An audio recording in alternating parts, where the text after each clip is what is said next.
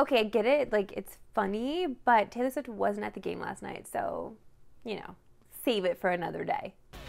This is Sportscentre. Hey, I'm Marissa Roberto. Week 11 in the NFL ended with a bang last night, as the Eagles exacted a small measure of revenge for their Super Bowl loss and held off the Chiefs in the Monday Nighter. And so continues a very confusing trend for Chiefs fans.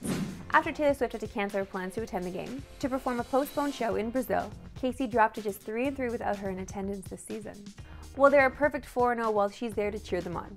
Meanwhile, Philly fans were also quick to point out that she did grow up an Eagles fan. So maybe this is all by design, because she's a mastermind.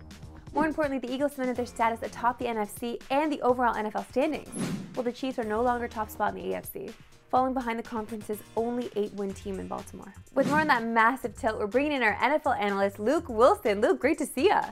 All right, Luke, now we know this win does not make up for the heartbreaking loss at Super Bowl 57 for the Eagles, but how important was it for Philly to prove to themselves that they could beat the defending champs?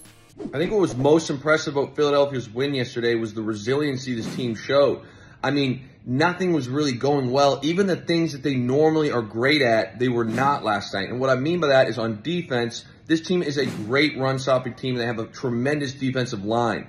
Not last night. They got gashed, especially in that first half. Kansas City was running the ball all over them. And on the flip side, offensively, this team has a tremendous offensive line, and they gave up 5 sacks yesterday. So to do that on both sides of the ball, but still manage to find a way to beat the Kansas City Chiefs just shows the resiliency this team has. I mean, the 2 red zone turnovers they created were huge, and you got to tip your cap when a team comes out, does not play well against a great Kansas City team, and still finds a way to win. On the flip side, the Chiefs were blanked in the second half and were plagued by brutal drops and turnovers throughout the game. Do you think Patty Mahomes and Andy Reid can overcome their lack of weapons and make another Super Bowl run? Definitely. I mean, we see the second half numbers by Kansas City, and is it fixable? Can they end up in the Super Bowl? Of course they can, because they have Patrick Mahomes. Will it be easy? Absolutely not. The AFC is very, very close right now. I think there's a lot of teams that could have a shot at going to the Super Bowl. But it comes to Kansas City and the weapons you mentioned, or the lack thereof. If you watched last night, a lot of it was self-inflicted. There were some bad drops. They were on different pages as far as route running goes, where Mahomes was throwing the ball or expecting guys to be. They were not there. So again, if it was one of those things last night where they just flat out got covered, I'd be a little more worried if I was a Kansas City Chiefs fan, but that wasn't the case. Again, we talked about the drops, we talked about the miscommunications, you clean some of that stuff up, and this team's going to be fighting for a Super Bowl spot for sure. Okay, thanks for joining us, Luke, and we cannot wait to see that duster and its full glory at the end of the month. Yeah, this is the first time I've done Movember, and it's an aggressive play, but I got 9 more days. Gotta let it ride. And Week 12 kicks off Thursday with nearly 12 hours worth of divisional clashes to celebrate American Thanksgiving. Starting at noon Eastern, you get to the Packers and Lions, followed by Washington and Dallas, before the 49ers and Seahawks cap off the triple dip. All available on TSN and CTV. Coming off a record-setting performance on Sunday, the Raptors are back in action tonight. Against Detroit, Toronto set a franchise record in assists with 44, and points scored in a home game with 142. And they're going to need to bottle some of that magic tonight in Orlando, as they look for their first victory in the inaugural in-season tournament. Toronto was the last team to play a tournament game, when they lost a nail-biter to Boston on Friday. And now they'll need a win tonight to keep their hopes of advancing to the knockout round alive. Remember, the only teams that advance are the 6 group winners and 2 wildcards, which would be the best second-place team in each conference.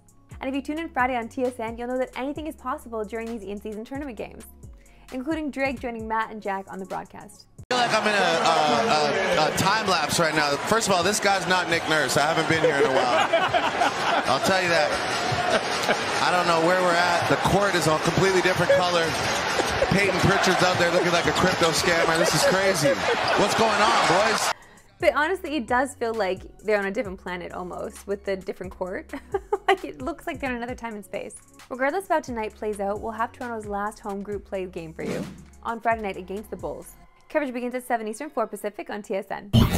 Time now for my favorite segment and yours, We Love Sports Today. Why we love sports today. Now, we all remember that adorable video of Jason Kelsey's daughter, Wyatt, talking about her dad's crushing Super Bowl loss to his brother Travis last year. We said we would be happy for him tomorrow. What's that? You can win. I didn't? No. Oh, man. Uncle Travis win. Uncle Travis did win. Did you want that to happen, Mark? I didn't want Uncle Travis to win. It's all right. Bye-bye. Uncle Travis got it. Oh, she announced that on the We can be happy for Uncle Travie. I didn't want Uncle Travie to win. Oh, it's okay. Maybe Daddy will get this one.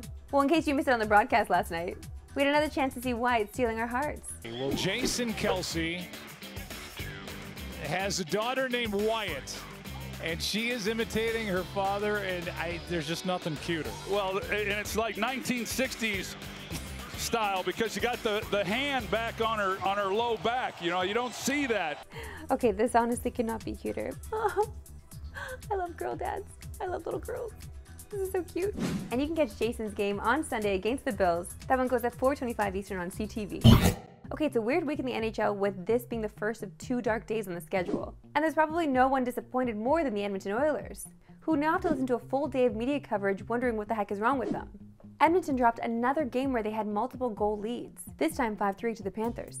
Connor McDavid even had 2 gorgeous goals in this game, and it still wasn't enough to get them in the win column. That makes 2 straight games on this road trip where the Oilers have lost games where they held multiple goal leads, at a time where they just can't afford to be wasting a single point. Connor is officially out of cliches to describe their desperate need to keep pucks out of their net.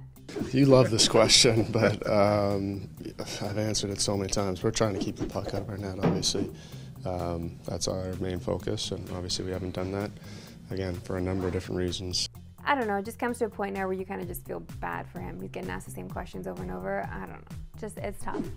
And while the Oilers dropped yet another, the Flames took down the Kraken, putting a 6-point gap between the division rivals. The climb gets steeper every day for the Oilers, but FanDuel believes in the magic of McDavid and Draisaitl, and still gives Edmonton -160 odds to make the playoffs, which is about a 61.5% chance. And if you didn't know who's on the roster and how badly they're performing, those odds would be mind-blowing.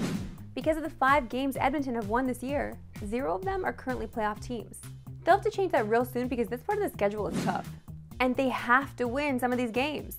The Oilers have created almost an impossible path for themselves. But they can't really miss the playoffs with McDavid and Draisaitl on their roster, right? That's all for today. We'll see you for Pick 'em out 3 Eastern, no Pacific. Have a good one.